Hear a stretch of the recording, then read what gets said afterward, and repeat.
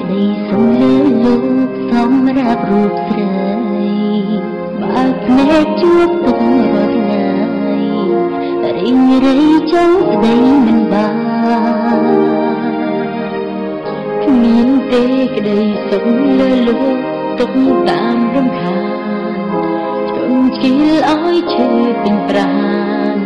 មិនបានស្គាល់ស្អីរី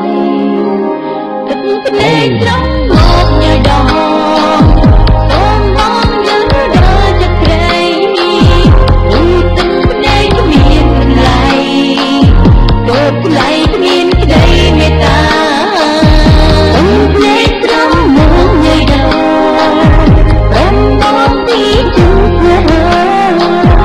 អូនមិនអានចូលដល់ទឹកមេត្តាចិត្តសាវា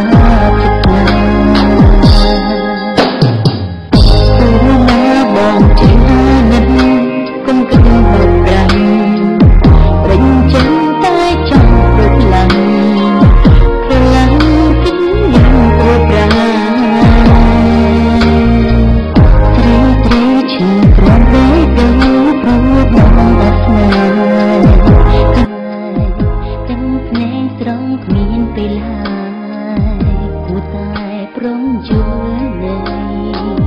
ទឹកភ្នែកត្រង់មកញ៉ៃដង